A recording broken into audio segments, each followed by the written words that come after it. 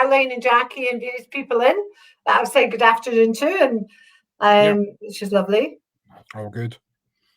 Wonderful. Okay, I'll say good afternoon formally, Palak. Nice to see you again.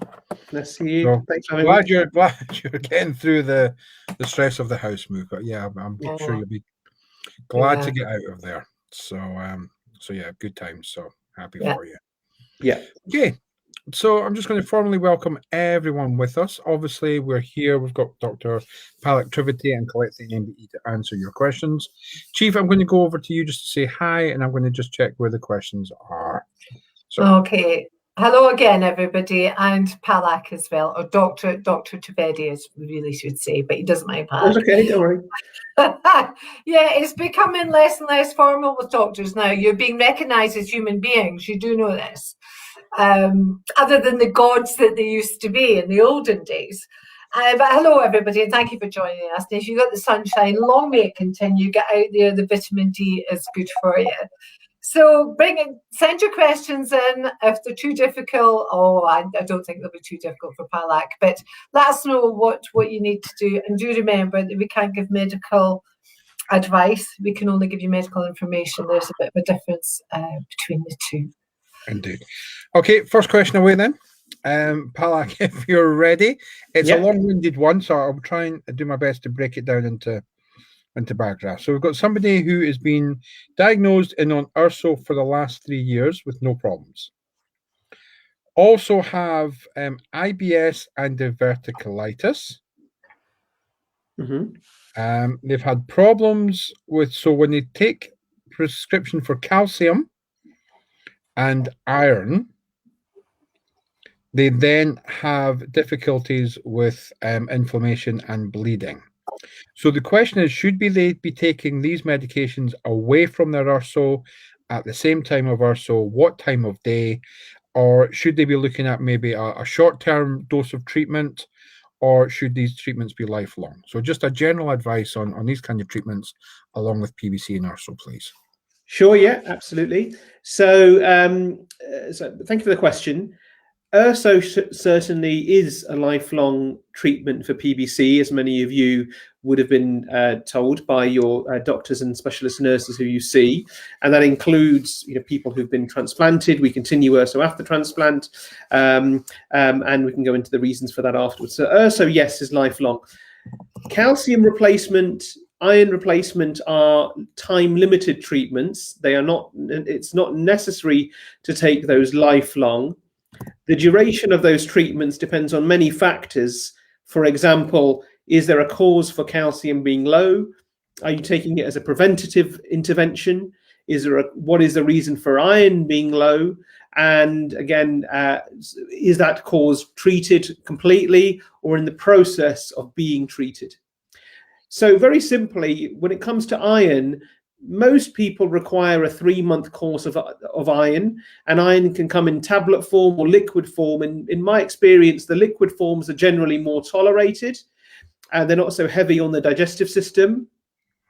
And more so, if you are having trouble with iron, and actually in people who've got colitis, tablet iron is not that well tolerated, although it is still used. But our practice in Birmingham and many other centres is to give iron infusions. So to give an iron injection, that's a one-stop shop that tends to be tends to last about 3 months in duration itself. And then we repeat the iron levels and the full blood count to see whether another injection is needed. And that has no bearing, no effect on bleeding from the gut.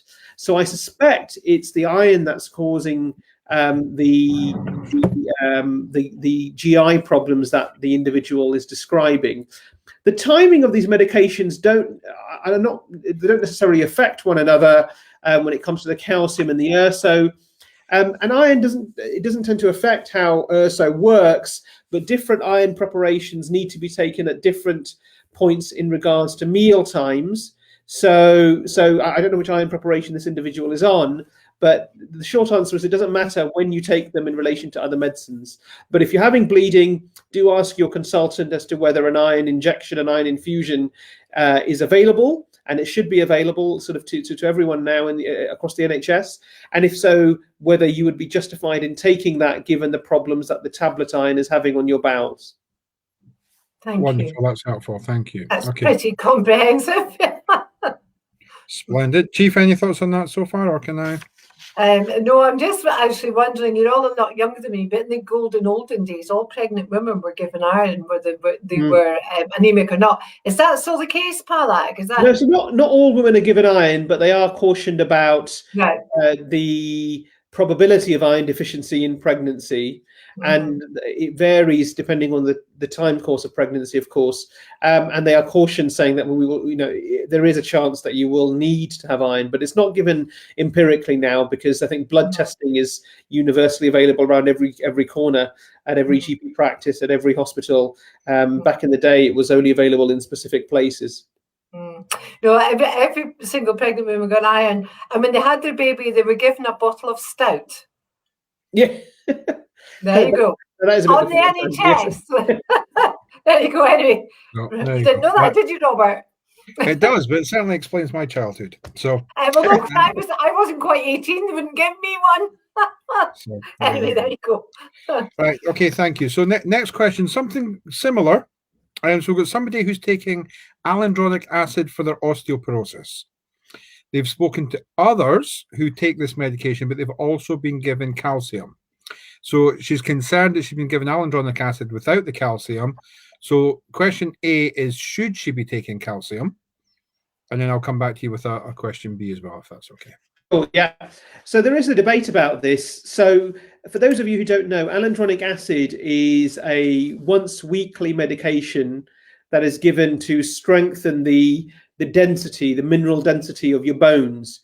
And that's because in PBC and several other conditions, there is a greater probability of the bones becoming thinner over the course of time and at a younger age than we would expect in individuals without PBC.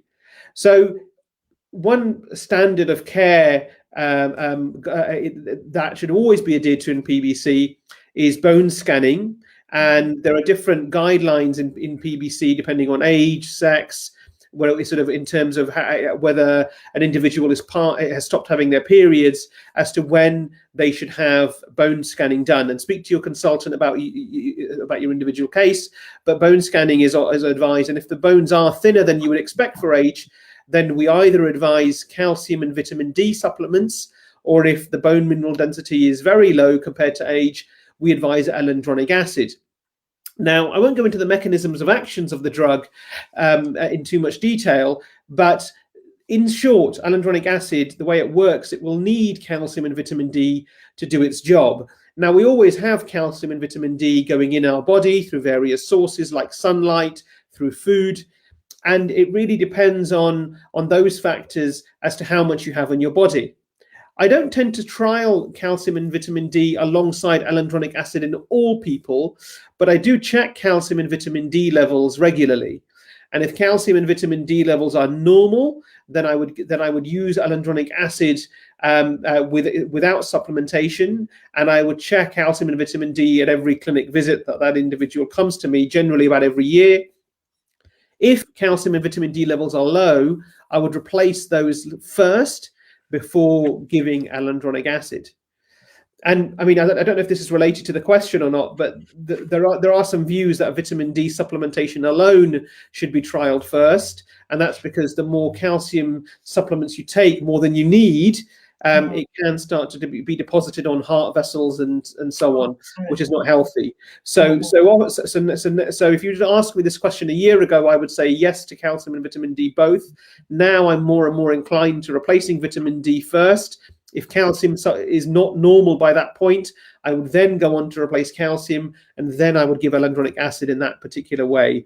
But it depends on the bone scan, depends on age, depends on sort of whether it's a man or a woman, and where they are in relation to having their periods still or whether they've stopped, and what the calcium and vitamin D levels in blood are. Is it fair to say, Palak, that given that most of us here, we don't have the best of weather, sunshine anyway, least so up up in Scotland. But was I right in thinking there was something in the BMA journal maybe 2-3 years ago advising really everybody over the age of 40 living in the Northern Hemisphere to take out vitamin D supplement? Yeah, absolutely, and certainly in the COVID era, that's increasingly true, because not all of us have had the sunlight that we need. So there is vitamin D supplements that you can buy over the counter. They're about 800 units in dosage, and that is a standard multivitamin dose. So many of you would be taking multivitamins, Synatogen or sort of Centrum or anything like that. You can get over the counter, and they should usually contain what vitamin D supplements you need. When it comes to low vitamin D levels, then you really need a treatment dose. And often it's up to your consultant and specialist nurses and GPs to be checking your vitamin D levels annually and saying, right, if your levels are low, you scrap the over-the-counter supplement and you take a treatment dose that is on prescription. So one thing that must not get forgotten is that supplements are good, but just like any other vitamin supplement you take with sort of the day-to-day, if your levels are low, you need to replace that with a full treatment dose as advised by your doctor. That's a very, very good tip. That's super. Thank you, Palak. That's good to know. No, Robert, you had a second part to your question. So I do. So whilst we're on kind of medications with PBC and that kind of thing, and I want to highlight this because it's in Palak's message, albeit it's slightly nuanced within your answers, is just how important it is to be on a personalized care pathway for you. We have so many questions, particularly on the social media channels, where somebody else is on X and I'm not, and somebody else is on Y and I'm not. And again, it's great to hear you highlight that actually it's about where you are in your journey and all the other parts that are part of you. So thank you for that. I think it's important to say as well, Robert, that, and as I was joking with Palak, because Palak's much, much younger than me, and he probably won't remember, unless your dad was a doctor. In the old days, doctors were gods. But don't ever be afraid to chat to your doctor, ask your doctor any question at all.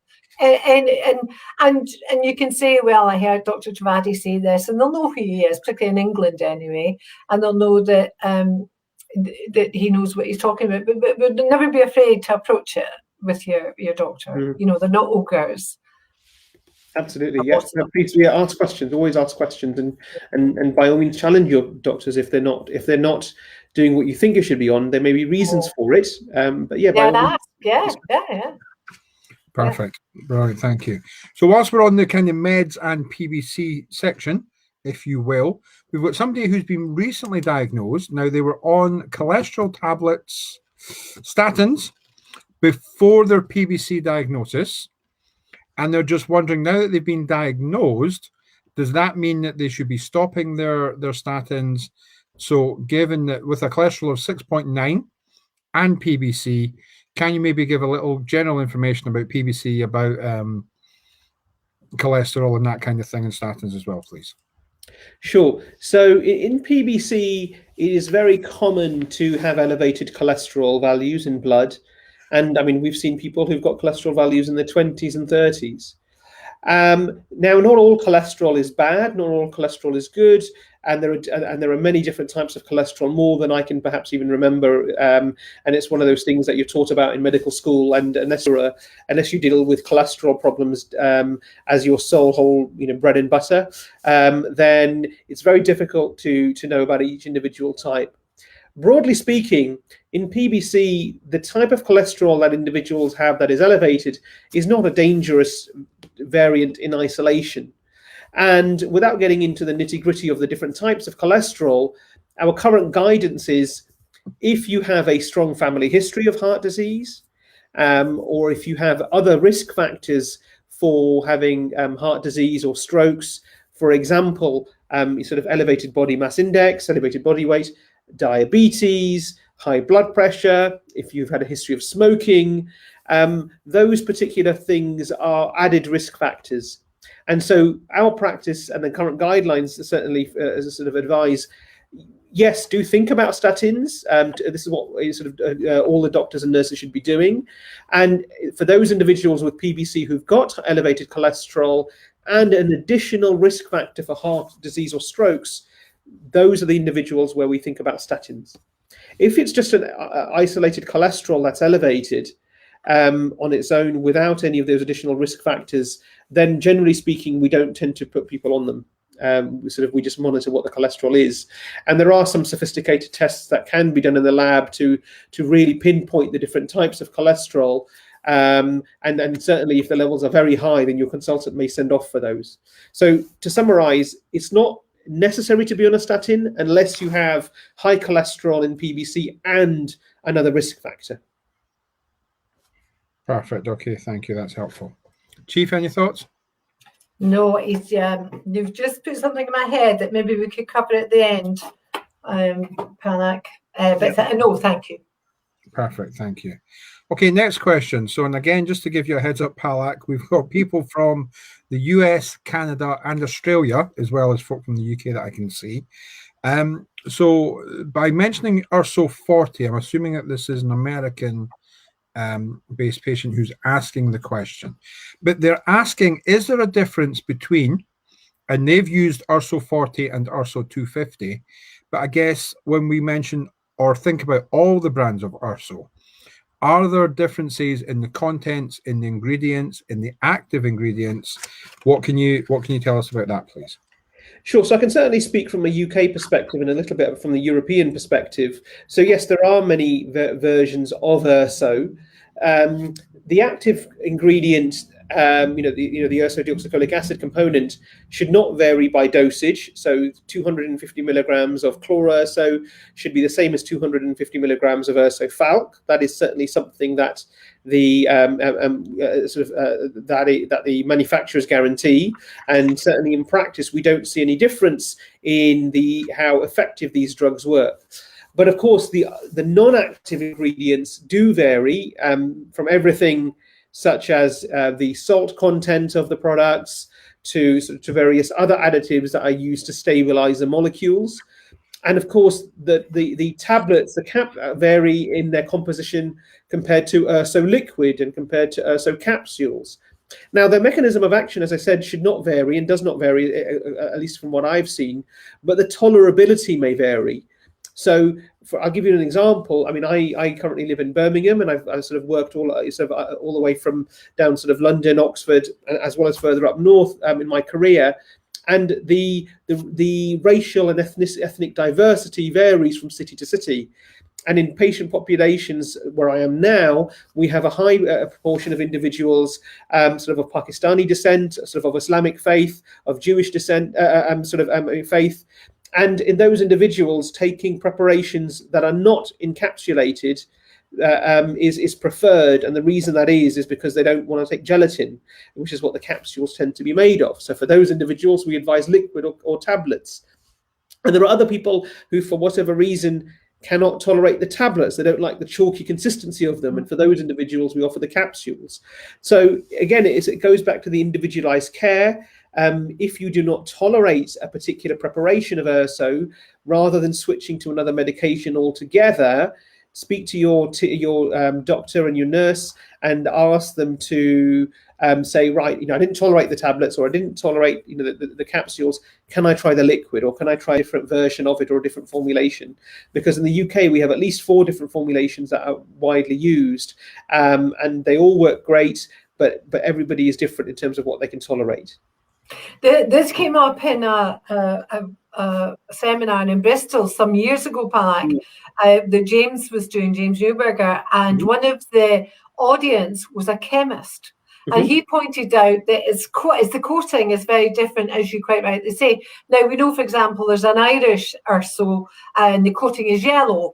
And some people seem to be intolerant to the dye that's in that. So, as you quite rightly say, if one type isn't working, ask for something else. Ask for a tablet, different capsule, and because Ursa-Falk are white, the Irish one is yellow. There's the suspension, the liquid, which I tell you now is horrible, and there's the dry tablet as well. So there are different. It may not be the content; it may just be the coating.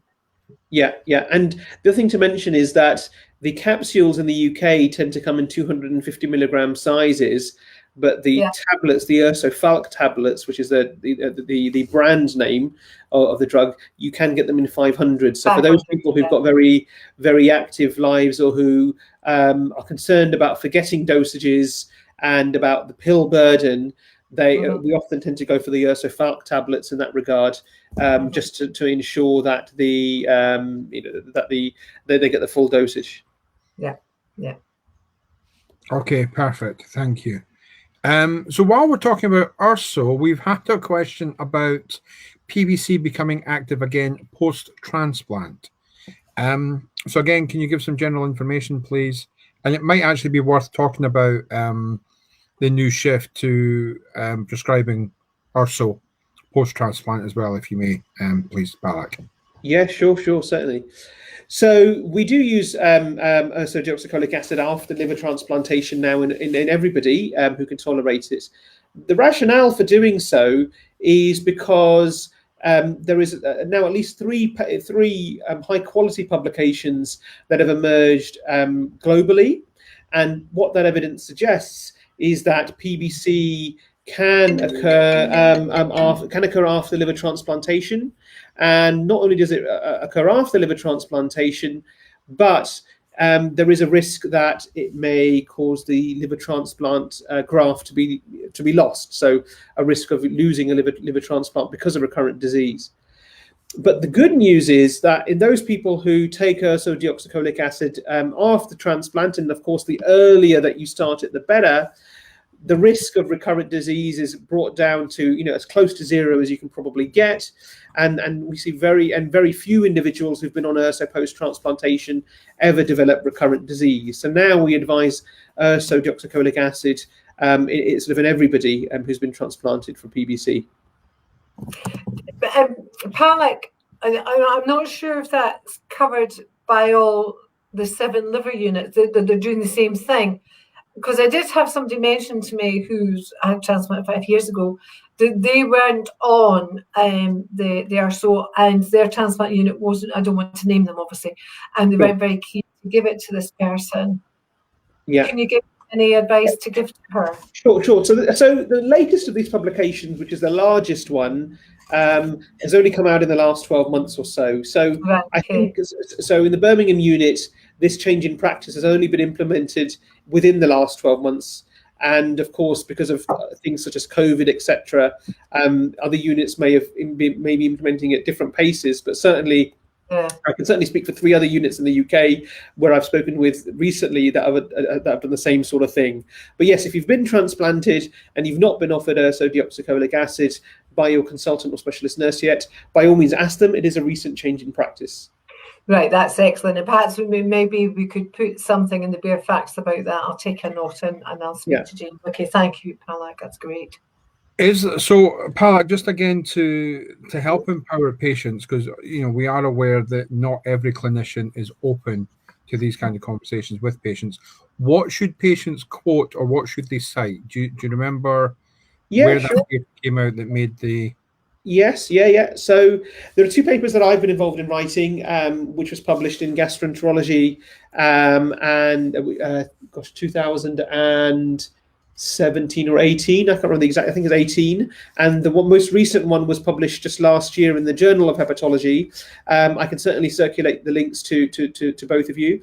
That would be super. Yeah. And there was a 3rd paper. I can't remember where it was published. It was a very early, small-scale study, I think, published in Hepatology. Again, 5 years ago from the French group.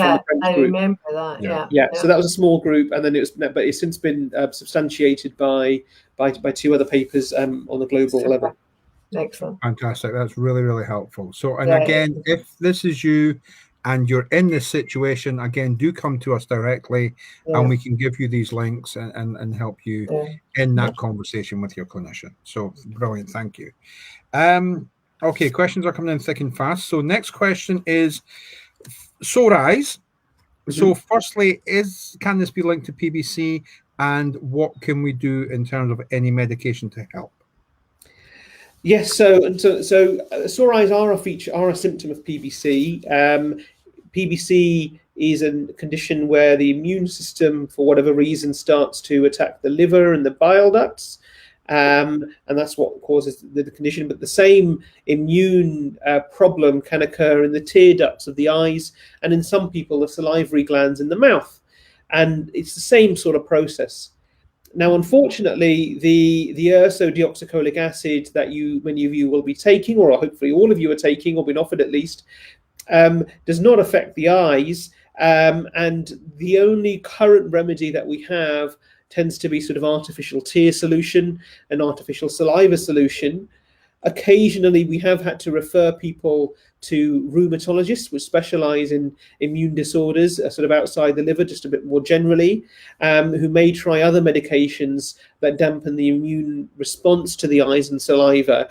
But generally speaking, the mainstays of treatment are just lubrication of those areas. Yeah, can I just say, somebody who suffers hugely, or have suffered many years from it, it's really, really important that you keep your eyes lubricated. I'm not a medical person, as you know, but you really have two sets of tears. One set, you cry or you go out in the wind, but the other set, you're not aware. Every time you blink, you open your eye, there's some fluid there, and that keeps the surface nice and clean. If that's not there and that's dry, then you're wide open to having ulcers, to having bits stuck in your eye. It's very sore and it's very painful. Now, they do have really good products on the market now. If anybody wants to give us a ring, or we can tell you in the office, I don't have them to hand, but there's really much, much better things than what they had years ago. And if you do need, if your eyes are dry and you do need drops, make a habit of putting them in every day, morning, evening, whatever. Don't just leave it as a one-off and your eyes feel better. Just keep it as part of your daily routine, is to look after your eyes. Is that reasonable, Palak? Yeah, absolutely. Yeah. So that's why I tend to prescribe them, not because I want to waste more NHS money, but so that way at least it's written on there that it's a medication that you take regularly, rather than, there's often a human nature that things that you can buy over the counter you can take as and when. Whereas when it's prescribed and it's written on the box to take at these intervals, it's often there's more compliance to it. And the new ones are oil-based. In the old days, they weren't, and they're oil-based, and they do last longer, and they really, really work. And it means that you can keep your mascara on and your Rebit makeup, and there's no problem. This is a big thing for us girls, Palak, I have to say. Maybe and for Robert as well. So, just on the weekends. So, right, okay, thank you both. So next question, again, kind of, is it linked to PBC? So we've got somebody that's really struggling to lose weight. They're always cold, and they suffer from restless leg syndrome, which will be easier for you to say than it was for me. So just to be clear, that's restless leg syndrome. Could this be down to PBC? Could it be down to a thyroid condition? Any thoughts, please? Sure. So I think, yes, we've had the restless leg syndrome question before, I believe, in one of these forums. There's not a known association between restless leg syndrome and PBC to my knowledge, but of course there will be some people who have both conditions, and it's something perhaps the field should explore further to see whether there is an increased association. Thyroid problems can certainly cause restless leg syndrome because of the effects on muscles. And we certainly advocate checking thyroid function as part of your routine bloods with PBC at least once every 12 months, because autoimmune conditions, as well as affecting the eyes and mouth in people with PBC, can affect the thyroid. And in fact, thyroid problems are the most commonly associated autoimmune condition with PBC, together with things like celiac disease and so on. So the short answer is I'm not aware of a definite association wherein people with PBC get restless leg syndrome more commonly than those without PBC. We will certainly be looking for that, given that the questions come up before. And but certainly thyroid problems can do, and we should always be checking thyroid function at least once a year if you've got PBC. Okay, perfect. Thank you. Can we go to the weight thing, please? That was mentioned. Oh yes, of course. Yes, yeah. So weight gain is not a feature of PBC as such, but the ursodeoxycholic acid that people take, unfortunately, in some individuals, because it affects the way that bile is handled by the body, that can cause weight gain.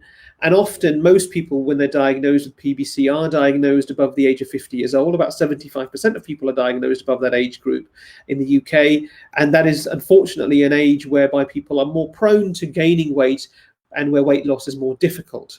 So for many reasons, weight gain and PBC are often linked together, but it's more an effect of growing older, as well as in part the medication that we trial. There's not, to my knowledge, an association between different Ursa preparations and weight gain, but it's mainly just the way that your body handles, the bile. But generally with Ursa, the weight gain is not continuous, so it doesn't continue the more and more you're on it. It's a bit of weight gain to start with, and then it levels off. It doesn't continue thereafter. Thank you very much for that, Palak. It took me 20 years to get any doctor to admit that. Gideon was the first, you were the second, thank you. But I do want to say this is really, really important. Now, I've been chatting, that we did a session on the gut. We've been chatting to David Jones about weight and all sorts of things. And we've done one presentation and we will be doing more. And it's absolutely clear that refined carbohydrates have an effect on everybody, whether you have PBC or not. And I would say to anybody with PBC, I'm one of those that had gained a wee bit of weight as well, that you have to be really careful about your intake of processed food and refined carbohydrates. It's not good for anyone, whether you have PBC or not.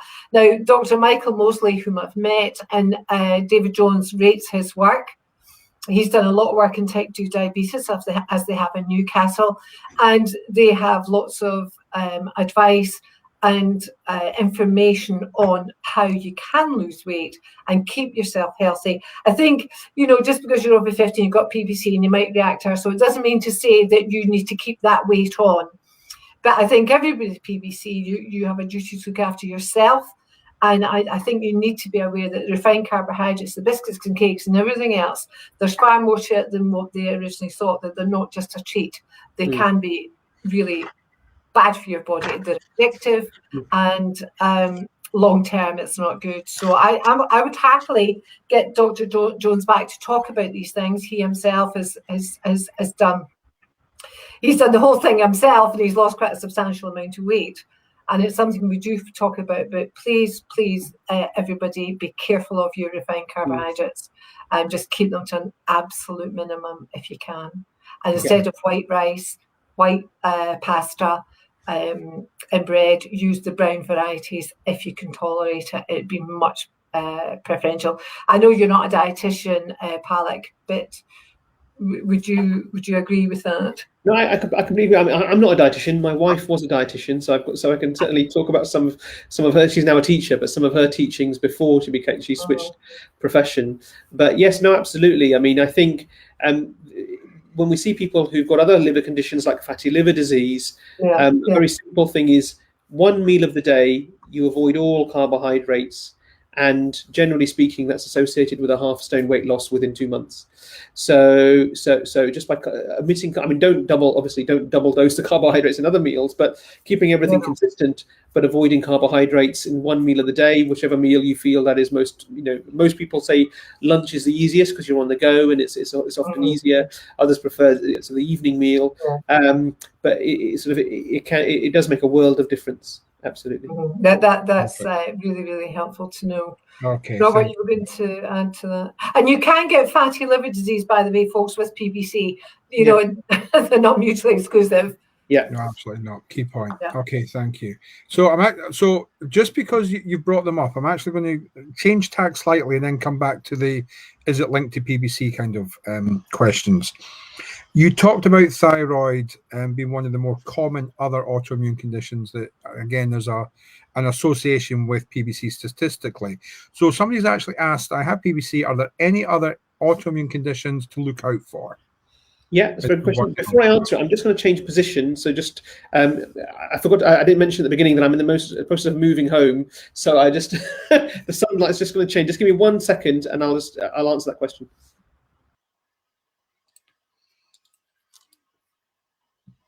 What was the question, Robert? I actually had a message in there and I missed it, sorry.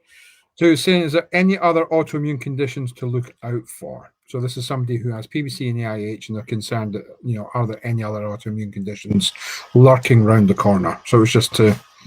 So there we go. You're back. Hello. Yeah, I'm back now. Yeah. Okay. Yeah, this is just changing position.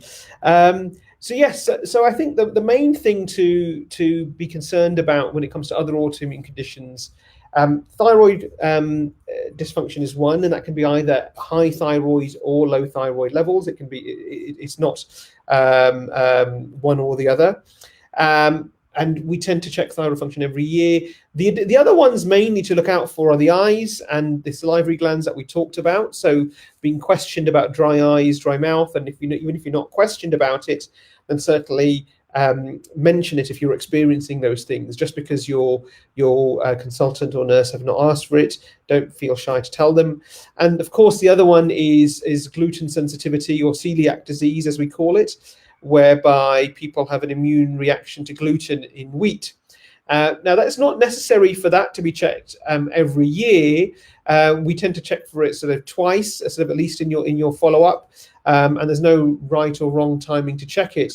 But it's a very simple blood test that looks for an antibody that your body produces in reaction to gluten, but you have to have been eating gluten quite a lot for the antibody test to be accurate. So those are the top three. There are much rarer conditions, much rarer autoimmune conditions, not rare overall, but more sort of the ones that from a PBC perspective, such as joint problems, arthritis, and so on and so forth. But the top three are thyroid dysfunction, dry eyes, dry mouth, and celiac disease. Those are the three that are the most common when it comes to PBC. Okay, perfect. That's helpful. Okay, so back to kind of linked to PBC section. Somebody's got right-hand side pain under the ribs. Is there any link between that and PBC at all? I mean, pain in the liver area is well recognized in a variety of liver diseases, which is unusual because the liver itself does not have any nerve endings. But the capsule around the liver, which is like a shell that your liver sits within, that certainly does have some nerve endings in. And if the liver is inflamed or enlarged, then people can experience pain. And often, if people have got a gallbladder still in, i.e. hasn't been removed, then the gallbladder itself can, in that same area, can cause pain, and that's even without stones. So a common misconception is if you don't have any gallstones, then you can't have pain in your gallbladder. That's not true. Some people with PBC, as well as other individuals, sort of who've got no evidence of liver disease, their gallbladder, for whatever reason, may not contract properly, it may not empty properly, and it's more common the older we get, and it's more common within people who've got slightly higher body weight, where the gallbladder doesn't empty. And any one of those things, so inflammation in the liver, stones within the gallbladder, or a gallbladder that doesn't empty properly, can cause pain in those areas. So the point I'm trying to make is not to say that the pain isn't real, but it's mainly to say that because an individual has PBC, it doesn't mean that pain in that area is because they've got PBC. And other things such as gallbladder problems are much, much, much more common and should be excluded first. If they have been excluded and there is a bit of still a bit of pain in that in that area, it's, from my experience, whilst I have seen people report it, it's quite uncommon with PBC. It's much more common in other liver conditions. And the types of pain relief that are helpful when it comes to liver pain, generally speaking, we tend to use simple paracetamol within the dosage that is safe. So certainly not exceeding that which is on the box. And there's another painkiller that we try now and again called Nefopam, which is sort of a non-morphine based, non-anti-inflammatory based painkiller. It does have some caffeine in it, so it can keep people awake sort of at night. But that tends to sort of work relatively well for people who've got some form of pain within their liver area, once we've excluded other causes, of course. Okay, that's perfect. Thank you. Chief? No, that's fine. Okay, perfect. Thank you. So next question now, we've got a couple of questions about second-line therapies. Mm-hmm. So I'll ask you about itch first. So if Yeah. Questran's not working, again, what questions should a patient be asking? And then we'll go on to if somebody's a non-responder of Ursa. And I'll come back to you before we do that, because I've got bigger questions in there as well. So can we talk about first itch non-response and what do we do? Yes, certainly. So just so I'm clear, is the question about itch in a Ursa non-responder, or are they two separate questions? Two separate questions. So it's somebody who's on Questran and the itch hasn't improved. They're now getting to the point where they've actually got scabs because they're breaking the skin and all of those things. Yeah. So we need to help this person directly. Absolutely, no, absolutely. And if they're not getting help locally, then I think offline. I mean, I'm happy to discuss. So itch, yes, is a real challenge for people living with PBC. But and the reason I say it's a challenge is because there are treatments available. There are treatments that work. But people may not necessarily be getting them. So if you're on Questran alone and you're still itching, we need to figure out why, and if you and not just why, but what else can we do to help? So first of all, Questran is just for those people who don't know about it. It's what we call a resin. It binds to bile acids within the gut, and it sort of enables people to itch to be more treated, and in some people, thankfully, the itch goes away completely with Questran. The two challenges that we have with Questran, one is it tastes awful, and that's why we don't tend to advise people to mix it with water or liquid, because those particular things are quite old-fashioned and not really the best way to take the medication.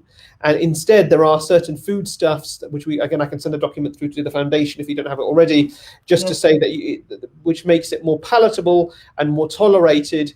And in some people who've tried it but can't take it, they've made leaps. They've come in leaps and bounds when they've been able to take it with food rather than with liquid. The second challenge with Questran is people don't often know how to use it. So when I say people, I mean my colleagues, consultants, other nurses, often erroneously based on old data, advise that they take the medication as and when, and that's not how the drug works. It's not effective if it's taken as and when. It has to be taken consistently usually for a minimum period of 3 weeks to start to notice an effect. And lastly, it depends on what dosage the person's on and how well they're tolerating it. But if with steps, the maximum dosage I tend to go, and again, this is just personal experience, is I'll tend to go 1 sachet of Questran twice a day. And if there's no real effect, no benefit in it over 3, maybe 4 weeks at a stretch, then I would start to think of adding in another agent or replacing Questran with another agent. And that whether it's a replacement or an addition really depends on whether Questran has had any effect at all versus no effect. Now, there are lots of other medications for itch in our toolbox. The next in line is a drug called Rifampicin. Now, that is an antibiotic, and it's an antibiotic that was used to treat tuberculosis, and it still is used to treat tuberculosis. But the reason it works for itching is because the way the drug is broken down within the body really affects those itch receptors and causes itch to severity to reduce. And the opinion of myself, as well as many other people who've treated thousands of people with PBC and liver disease over the years, is that Rifampicin is perhaps the most effective drug at treating itch. It's not without side effects in itself. So a very common side effect of it is that it's got a dye in it, so it causes tears, sweat, urine, bodily fluids to become an orangey pinkish color. That is not harmful. It is just what the drug does, and it's reversed if you stop the drug. It's not a harmful effect. It's just a side effect. The other thing with Rifampicin, though, is a very small proportion of people, probably about 5%, their liver bloods may become more elevated when they start it. So we ask individuals who start the drug to have blood tests done every month for the first 3 months, just to see that their body is tolerating the Rifampicin relatively well. If Rifampicin does not work, then we have to try one of the other tablet agents that we have at our disposal. And generally speaking, I'll give people about another 4 weeks to 6 weeks to see if Rifampicin is working. before I would consider them. And those drugs have got names. I can talk about them in more depth if people wish, but there are drugs such as sertraline, gabapentin, bezafibrate, which have also got good data to support their effect in treating itch in people with PBC. I'll just mention one of those in more detail. There was a big trial that was published a few months ago using bezafibrate, which is a second-line therapy that we use to treat people with PBC, that also works in treating itch. And bezafibrate itself, it's not licensed for the treatment of itch and PBC, but it does work at least for a short time. And that's the challenge that we have, and that we haven't really conquered in the PBC world, is that all these agents have been trialed over relatively short periods. We know that they work in a proportion of people over 4-5 weeks at the very most, and some of the trials have gone slightly further and trying to see how long, whether that effect is longer. But what we really need to see is what the long-term benefit of these treatments are over half a year, more than a year, in people who've started off with itch, have trialed them, and whether they're getting any benefit, and whether people who have got a benefit to start with, whether their itch comes back. And that is a body of research that has not yet been conducted, but we will certainly need the foundation as well as all of you to participate in, just so we know how effective these drugs are beyond the initial starting period. Absolutely. So thank you for that. So just while we're on the subject of itch, we are about to go live with an itch survey on the app. So if you've not already got the app, if you've not already joined the foundation, please do so, because this is an opportunity for you to make your voice heard. On that, I want to come back to you with something earlier, because you said that the vast majority of patients are diagnosed over, was it over 50, you said? It's about 75% of people with PBC who are women are diagnosed above the age of 50. Right. So which is interesting, because now I know the app, by the fact that it's technology, might point towards a younger audience. But what we're looking at now is, so for example, for figures under 40, we've got almost 30% of our patients are diagnosed under 40 now. So I'll be curious to see how many? Almost 30% diagnosed 30%. Under 40. Yeah. So I'd be curious to see, with more awareness, with earlier picking up of the condition, all of those kind of things, how that changes in the future. I have to chip in here because of something to do with somebody with liver disease about a month ago in another part of the country. But there is no doubt that it's not always picked up, Palak. Absolutely no doubt that people go to doctor with with itch and various symptoms, and there's no doubt that PBC has not been picked up the way we would like it to be. And we need to work harder on that, we as a foundation. I've got 1 or 2 plans on my head circulating, but I'll come back to everybody. But I feel we should be asking all the liver units and the smaller units to help us educate people on, because the symptoms for all liver diseases, or most liver diseases. So we really need to up our game a wee bit and get some awareness out there. No, that's fab. Thank you. So my next question is, and again, this is going to be one of our next grades, is to look at what is actually meant by Ursa response and Ursa non-response. But moving on from that, if somebody at the moment is an Ursa non-responder, what happens next? What can they do? What questions should they be asking? Good, excellent question. So in terms of what defines Ursa response, so at the moment, our criteria for whether somebody has responded to Ursa deoxycholic acid or not are based on your liver blood tests and liver blood tests alone. And they are based on whether you're, the key parameter here is something called alkaline phosphatase, or ALP, whether that has reduced in value on starting Ursa deoxycholic acid. And I'll come back to what I mean by reduced in a second. Alongside other key liver blood test parameters such as bilirubin, which is what makes people jaundiced when they're very ill, and other liver biochemical parameters that you may have heard of, like ALT and AST. Now, those are all names.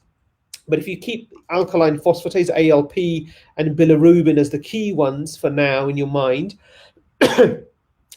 what we want in somebody who has PBC is completely normal liver blood tests. That is what we should all be striving for. And why is that? That's because we know that if you have normal liver blood tests with PBC, then statistically, your survival is the same as somebody without PBC. So that's what we want to strive for. Now, only a few people with PBC, with currently available medications, will be able to normalize their liver blood tests with Ursa alone. And that's why I'll come on to the second question around the different treatments. Now, the current definition of response criteria varies from country to country. In the UK, what we are tending to go for is an alkaline phosphatase that is around about 1.5 to 1.6 times the upper limit of normal. I mean, I can extend the decimal places, beyond that, but generally speaking, it's about 1.5 to 1.6 times the upper limit of normal, and that's about 200. Value of 200 for your alkaline phosphatase in the UK, in most UK hospitals. And we look for that value at 12 months after you've been on Ursa. We obviously try to look earlier on to see if you're heading in the right direction. And secondly, we want the bilirubin to be normal and stay normal. So the current definition of response is an alkaline phosphatase that's below 200 and a normal bilirubin. That's a broad definition. There are some slight variations because in younger people, so those people diagnosed below the age of 40 and 50, I really want to get their bloods as normal as possible because they tend to have a more aggressive form of PBC. And in some people who are diagnosed 60 years, 70 years, or 80 years old, it's not that I don't care about you any less, but we know that the PBC follows a different pathway, and alkaline phosphatase values that are just below the 200 mark and not yet closer to normal. So achieving bloods like that, it's very unlikely that you will ever have any problems related to your PBC. But the upshot is as close to normal of alkaline phosphatase as normal. If we can get it to below 200, that's that's the first step. And bilirubin again must be normal at all times. Now, about 40% of people, depending on what threshold we use, do not respond to ursodeoxycholic acid alone, and they either need to be started on second-line therapy, which is licensed, or a second-line therapy that is not currently licensed but is used by an experienced consultant who knows that the drug works in PBC, or you should be discussing whether a clinical trial of a new agent that's on the block is the right thing for you. So in terms of what's currently licensed in the NHS, so our UK health system, we have a very good drug called obeticholic acid, or OCA, and people who don't respond to ursodeoxycholic acid after about a year are candidates for that particular medication.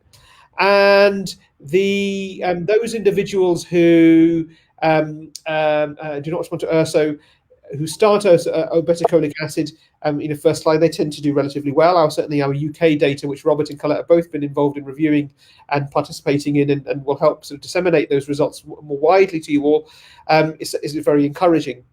But the one challenge with OCA that we see is that in people who've got itching, the itch can become a bit worse.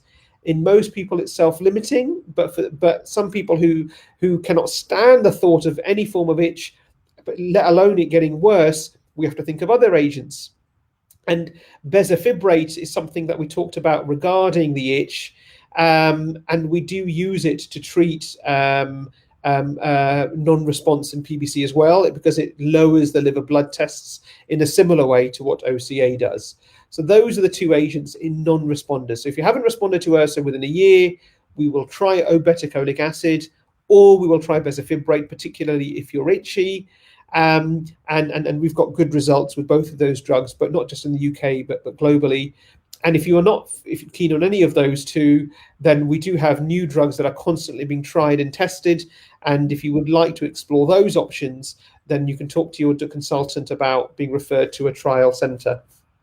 Can I make it clear to everybody as well, Palak, could you confirm that if you are a non-responder to Ursa, you stay on Ursa, you don't come off Ursa? Oh yes, very important. Yeah, that is the most important thing. Ursa is, Ursa is for life, not just for Christmas. Okay. Thank you.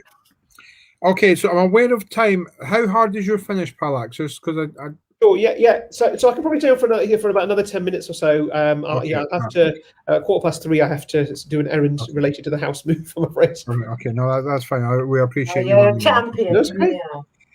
So I'll try and get through this as very, very quickly as I can. So, again, we should probably be mindful that PBC is a rare disease, but are there any specific studies that cover COVID and PBC together? Oh, that's a very good question. So there are certainly studies looking at autoimmune liver conditions and the impact of COVID. Broadly speaking, the outcomes are the same as somebody without PBC, but that's a very broad generalization. In people who've got cirrhosis, particularly cirrhosis that we would say is advanced, where you've got fluid on the tummy, ascites, or you're jaundiced, or you've had other complications of advanced liver disease, the outcomes are unfortunately worse. And that's not a reflection of PBC, it's a reflection of liver disease being advanced.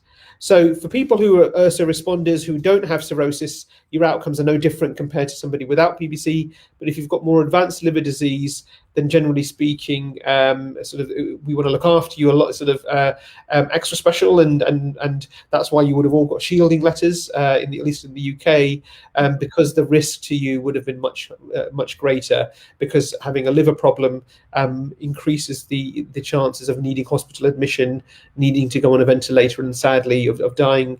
And unfortunately, we did have I'd probably say more than a handful of individuals who with PBC who passed away from COVID in our national consortium, which was very unfortunate. But yeah, hopefully with vaccines we can change that. Absolutely. Indeed, thank you. Yeah, okay. But just regarding COVID, and one thing I do want to mention. I mean, very simple. Everyone's got their own political views about how the UK has handled it. That's probably another PBC forum, maybe a Christmas edition of politics and healthcare. But very simple things you can, and I strongly advise everyone to do. And I did this to all my family. The UK were very good at telling people what to do if they have 3 of the cardinal signs in terms of isolation. So persistent cough, fever, lots of taste and smell or smell. What they haven't told people are what to do. What are the danger signs of when you should really seek medical help? And this is not a PBC thing. I'm telling you this all because PBC Foundation are like my family, and many people I see, I want to, in my clinic, I treat no differently to how I would treat my family, and I give them the same advice. If you have been diagnosed with COVID, or you think you have it and your test is confirmed, number one, if you have a fever that's persisted beyond 38 degrees, 5 days more in a row, that is a concerning sign. And it is those people that I get worried about whether they need to go into hospital. So having a fever is recognized with COVID, but having it for 5 days or more because of COVID is a red flag. And that is something that concerns me. And just a personal anecdote, my father-in-law had a fever for 6 days and was in the hospital, needing oxygen and very high quantities of it, and was on the border of being ventilated had we not sent him in earlier. Getting to hospital in a timely way can get you the treatment that you need. So if you've got a fever for 5 days or more, seek medical advice. They may not need to take you to hospital, but they can do the necessary checks for you, the paramedics I'm talking about, to ensure that you're safe. The second thing is, it costs money, but invest in a pulse oximeter, something that can measure the saturations on your fingertip at home, because your saturations, in the absence of being a smoker, in the absence of having any evidence of an underlying lung disease, should generally not fall below 94 percent. I'll probably say 95 to 94% is the borderline of normal.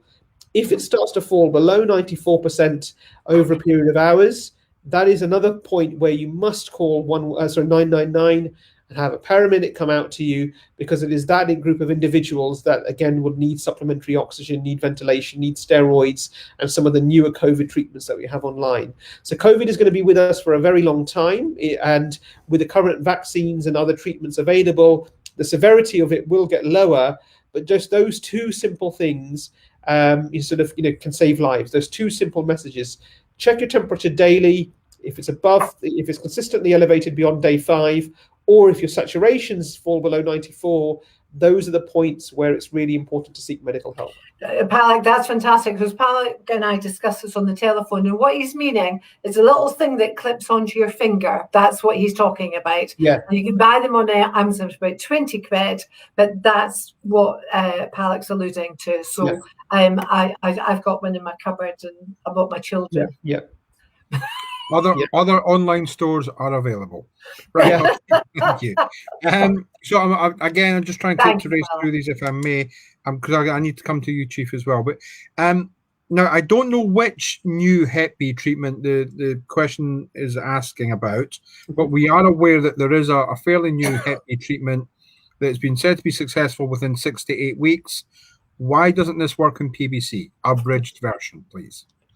Sure. So, hepatitis B is a virus, and treating the virus itself will get rid of the disease. It will not necessarily reverse what damage that virus has caused to the liver, but in everybody, but it will get rid of it.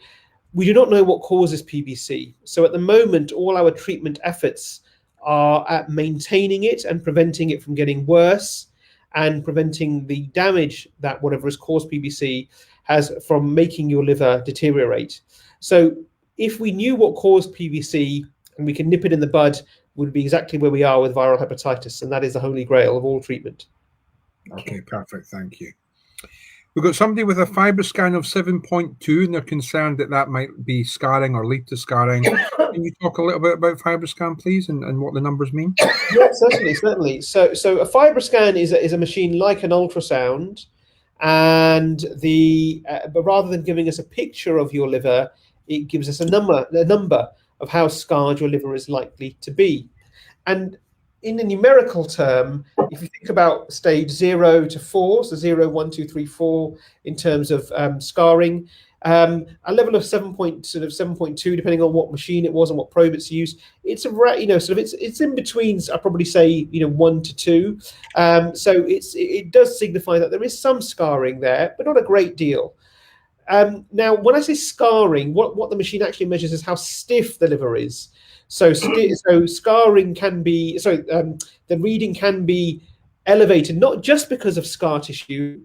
It could be because the liver is stiff because your PBC has not yet received Ursa treatment. And we know that in some people, the Fibrous Scan value can come down with Ursa because the liver is a bit more happy and healthy and less inflamed. Mm-hmm. In other people, it can indicate that there's a bit of fat on the liver. So it don't always take what the Fibrous Scan reading is in isolation. It should always be taken in context. But if it is scarring, and that's what you're worried about, and it's after you've been on Ursa treatment, the value in itself is not the important thing. It's how does that value change over the course of time. There's a very nice study that's going to be presented at the European Liver Meeting in the summer, which is an international conference that we all attend every year to stay updated. And it looks at the additive value of Fibrous Scan in PBC beyond Ursa response. And as time evolves, we will start to use these every year, if not already, in addition to the Ursa response based on bloods. So to summarize, yes, it does indicate that there might be a bit of scarring there on the liver, but it depends on whether that is after a year of treatment with Ursa. And even if it is after a year of treatment, in isolation, it doesn't mean a great deal. It's how does that change every year? And if it always stays at around 7, then I'm not worried at all, because it's unlikely that anything will happen to that person. Okay, perfect. That's really, really helpful. I will be doing now, because I've got a couple of points I would like to make. Yeah, so I'll probably hand over to you. So again, I'm just going to apologise to those that have asked questions. We've not managed to get through them. We do these every single Thursday. So what we will do is we will carry through or carry over the unanswered questions, and we will ask them next week.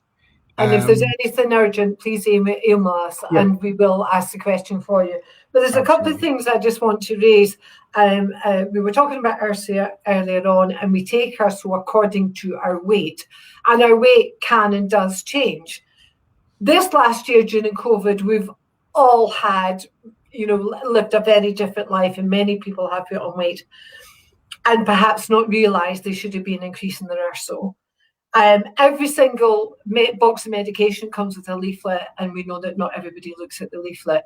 We're going to be having a big drive this year, Palak, because we know people are underdosed. We absolutely do. You hear, somebody's 12 stone and they're taking 500 milligrams or whatever.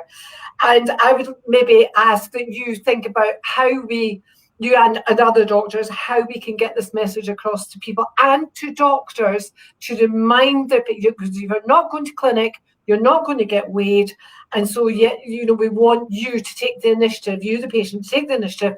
Check your weight once every 3 months or so, whatever. And the dosage is in kilograms. We're going to put conversions up because people like me are still in pounds and stones.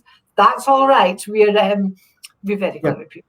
But this is really important, people. It's important that you pay attention to this, and we will be driving this. So, Palak, anything you can think about later on? We'll have a bit of a meeting with some of the other doctors about how you feel you can help us disseminate the information, not just to our members, because they're pretty good at reading our stuff, but we need doctors who are not in liver units to highlight this to the patients as well, because we've not got every PBC patient in the country on our books. So that's a biggie. The other thing is, I got an email last night. You had it on Twitter today. I thought it was marvellous. I've retweeted it very, very quickly. Blood clots, AstraZeneca. How many blood clots per million? I don't have the figures. Next to none. Per million on the pill, a wee bit more. Per million smoking, a wee bit higher, and the highest reason for blood clots was actually COVID. Yeah. So if anybody's on Twitter, go to Palak's Twitter account and you'll see it. Yeah. So actually, I mean, just the first and the last of those. So the probability of getting a blood clot following the AstraZeneca vaccine is less than 0.00004%. So that's 4 zeros, 4%, and then a 4%. And the risk of getting a blood clot with COVID is 16%. So you can see the difference between the two. And yes, smoking and being on the pill are sort of in between those two things. So, and actually, I mean, because I'm involved in organ transplantation and accepting donor organs in the middle of the night for our transplant, potential transplant recipients with our surgical colleagues, we were aware of people who had succumbed, sadly, following a blood clot, following an AstraZeneca vaccine, and looking at the causes of them. And actually, I mean, I can't disclose it for confidentiality reasons, but quite a large proportion of people were on the pill as well. So it may be a combination of those two particular things that what we're seeing, but it's an early story. And the next time we do this, we'll probably know more. Yeah, so watch the space, really. So I thought it was a cracker. Thank you for that. Obviously, James nicked it from you because I got it last night. Robert.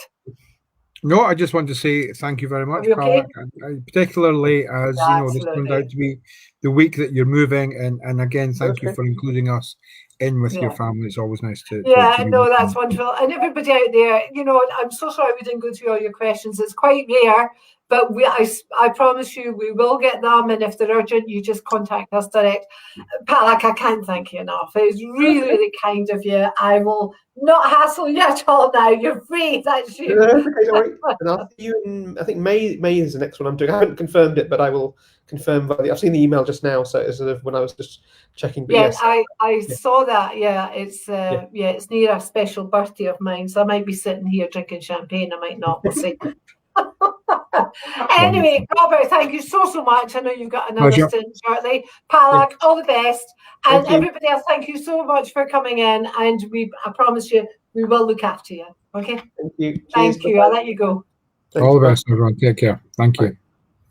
Thanks, Chief. Oh, she's away.